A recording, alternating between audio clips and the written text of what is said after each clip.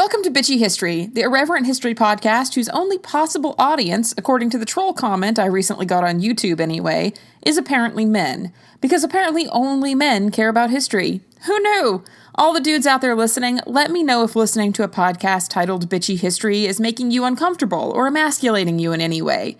I won't change the name, but I will laugh at you.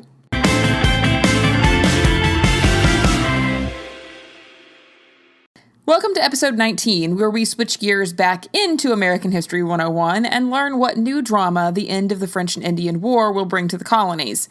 Hint, it's a lot. The French and Indian War was essentially a stalemate for several years, while Britain and France continued to fight each other in Europe during the 7 Years' War. By 1757, the war turned in Britain's favor in both India and French Canada. France could see the writing on the wall, and they began offering peace negotiations. Smelling weakness, the British asked for some really absurd concessions by the French in both land and commercial trade, and France said, "Are you nuts? We aren't that bad off yet." And the French king, Louis XV, did what anyone does when faced with defeat by a bigger kid. He ran off to tell his big brother, or in his case, his cousin, the Spanish king. Charles III agrees to an alliance known as the Family Compact in 1761. The terms say that Spain would declare war on Great Britain if the war didn't end before May 1st of 1762. This was meant mostly to try to scare the British into giving better terms for that peace agreement.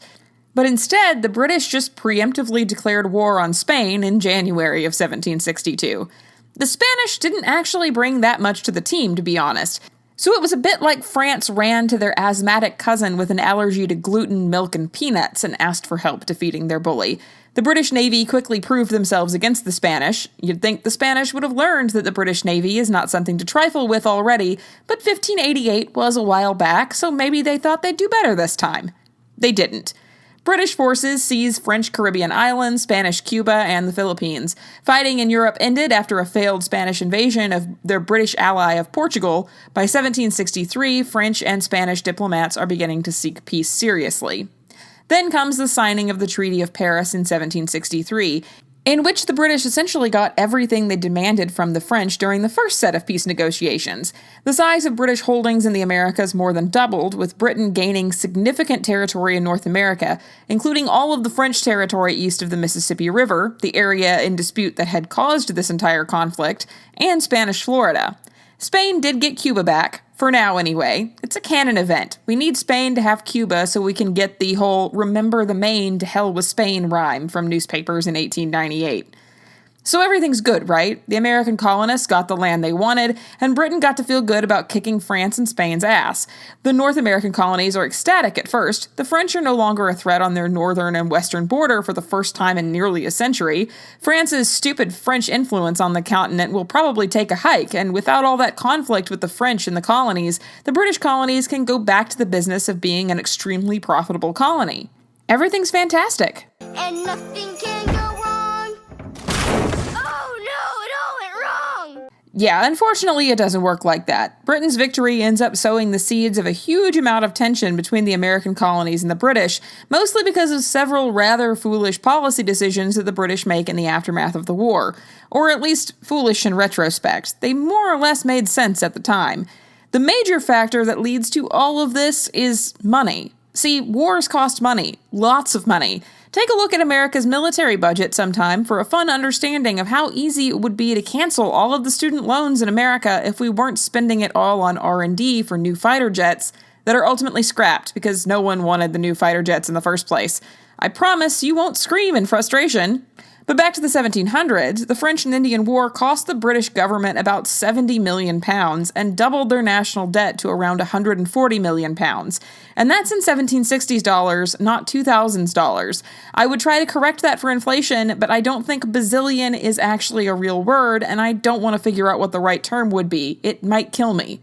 So this war, which, if you remember, was nominally started by the colonies, cost a staggering sum of money. The British had to pay for it somehow, and while they tried to raise taxes back in merry old England with the 1763 Cyder Act, which is fully titled, "An Act for Granting to His Majesty Several Additional Duties upon Wines Imported into this Kingdom and Certain Duties upon all Cider and Perry," that tax did not end up going over well with the population at all. If you think the Boston Tea Party was an overreaction, and it kinda was, but we'll get to that in a later episode, then you ain't seen nothing yet. The reaction to the Cyder Act was absolutely riotous. Literally, we call the reaction the Cyder Riots for a reason. Protesters created anti-excise pamphlets and even a slogan, resurrected from the protest of the 1733 excise tax, of liberty, property, and no excise. They even had merch for the protests. Speaking of which, Bitchy History has merch. It's all very cool, and I might actually make a liberty, property, and no excise mug eventually too, just as an homage to the Cyder Riots. Attempts were made to calm the populace by amending the law, but it didn't really do much to calm the populace, who was steaming mad about the idea that their cider prices were going to be driven up by the excise tax. Cider was an enormously popular drink in England, and it was seen as an onerous and overburdensome tax on the poor especially. American colonists were, however, completely untouched by the Cyder Act.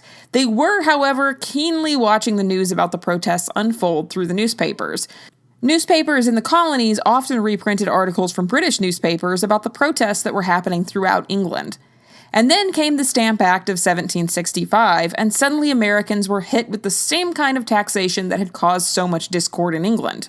But before we get into the details of all of that taxation without representation anger in the colonies, we need to take a step back and consider what the relationship between Britain and the colonies had been up until that point. And to understand that, we need to talk about a concept known as salutary neglect. This was an 18th century policy that governed the relationship between the colonies and the British Crown. Essentially, it was a hands-off policy where the British government technically had laws making a variety of common practices in the colonies illegal, but in practice, they avoided enforcing most of them.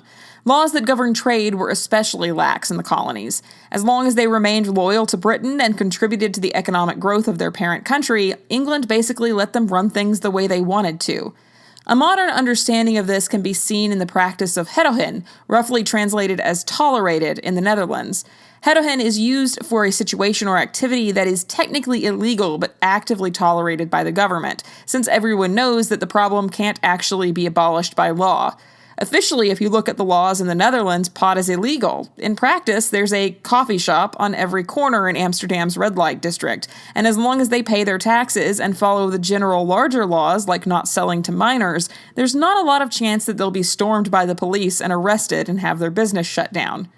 The term salutary neglect is often thought to come from a speech by Edmund Burke at the House of Commons on March 22, 1775, in which he said, "That I know that the colonies in general owe little or nothing to any care of ours, and that they are not squeezed into this happy form by the constraints of watchful and suspicious government, but that through a wise and salutary neglect, a generous nature has been suffered to take her own way to perfection. When I reflect upon these effects, when I see how profitable they have been to us, I feel all the pride of power sink, and all presumption in the wisdom of human contrivances melt and die away within me." By which Burke is essentially saying, what purpose does government actually serve? The period of salutary neglect had been long running in the American colonies, starting in the mid-1600s. For most of the 17th century, the British government had no real official policies in place regarding the colonies. The companies, merchants, and independent corporations in the colonies pretty much handled their own business and acted as an independent government, despite having loyalty and financial obligations to Britain. Then in 1651 that changed. Britain began to take an interest and passed the Navigation Act. It was one of the first trade regulations to be passed in the American colonies. The law required that all goods shipped to and from the American colonies had to be carried on English ships, in an attempt to keep the colonists from engaging in trade with other countries. Here's a quote from the book Wars of the Age of Louis XIV. The Navigation Act's immediate object was mundane, to stop the Dutch from carrying fish and other colonial products to England, and to compel Italian merchants to ship their raw silk on English rather than Dutch ships. Other products targeted by the Act were Turkish weaves, Spanish wool, colonial wines, and Neapolitan olive oil. Longer term and more fundamentally, the Navigation Act liberated internal trade within a previously closed English system, disallowing old royal monopolies and exclusive charter companies and eroding patronage systems in favor of freer, but not free, trade and a wide commercial sense of national interest. In a very real sense, this was the 17th century version of buy local and the performative made in America marketing that we see today. However, in practice, the Navigation Acts were nearly unenforceable, and the British government rarely put in any effort to enforce them. Let's face it, the East Coast is long, and there's a lot of ports or places for ships to put in to bring in smuggled goods using smaller boats, and the amount of money it would take to actually enforce the laws would dwarf the amount that the British stood to make from any trade regulations. There were a few lonely attempts by the British to strengthen control over the colonies throughout the years, namely in the 1680s when they revoked the Massachusetts Bay Colony's charter as punishment for disobeying British orders, but this attempt was highly unpopular and failed badly. When news of the Glorious Revolution in 1689 reached the colony's shores, it prompted the colonists to simply overthrow the officials sent by England. So, the whole rebellious colonists standing up to Britain over what they viewed as unfair retaliation against the Massachusetts Bay Colony isn't actually unique when it happens in the 1770s either. Been there, done that. It's just that in the 1770s, it ends up escalating to full-blown revolution instead of just the blip of rebellion that happened in the 1680s. While it had been in practice for a while, salutary neglect didn't really become the officially unofficial, so to speak, policy of British interaction with the colonies until Robert Walpole took over as the Lord of the Treasury in 1721. Walpole's main goal was to increase taxable wealth in England to help pay off debts incurred during various wars against Spain and France. To accomplish his goals, Walpole discouraged any enforcement of trade laws and regulations in the colonies, stating, if no restrictions were placed on the colonies, they would flourish. Look, I'm not going to say this is the 18th century version of free market capitalism, but I'm not going to say it either. Make of that what you will. Basically, Walpole and other sundry British politicians believed that less regulation would end up netting the British government a better financial return in the long run. Or if you believe other historians, Walpole and his contemporaries were just incredibly bad at their jobs, and salutary neglect was an excuse for their administrative inefficiency, financial stringency, and political incompetence, rather than a planned-out, deliberate economic policy. Whichever of those versions or combination thereof you choose to believe, I certainly won't tell you which one is right, mostly because there's no way to know. Incompetence is funnier, but that's just my opinion. I will also say that incompetence makes what happens when salutary neglect comes to an end make a lot more sense, though. To make what happens next make more sense, let me put it in an allegory. Imagine you're a full-grown adult. You've left the nest, but you generally have a healthy support structure with your parent, and you know that you can go to them if you need something. Every now and then, you might find yourself with a bad month where you're short on rent or have an emergency cavity filling that needs to be paid for, and you go to your parent for a loan. They help you out, and you always pay them back. It's just agreed on. They don't have to demand the money. You always pay back the loan. Then one day, you decide to buy a house. It just makes sense. Rent prices are absurd, a mortgage would be much lower. Only you don't have the money for a down payment, so you go to your parent for help. They agree to front you the cash. You buy the house and move in and everything is fine, except that was a much bigger loan than the previous ones, and your parent had to dig deep into their retirement fund for it. So they're a bit more aggressive about you paying them back than they used to be. They keep coming around, criticizing your spending habits, telling you how to live your life, saying you really shouldn't have a pool built until you pay me back, and playing that I paid for it, so this is my house and you have to follow my rules card. And you keep reminding them that you agreed to pay them back on a certain schedule and you haven't missed a single payment yet, so they really need to just leave you to it. Only they won't stop coming over and letting themselves in to go through your receipts and ask for money. So finally, you change the locks, send them an email saying, hey, this is bad behavior, and until you let up, I'll pay you, but I'll do it my way and you need to chill, and you block their number.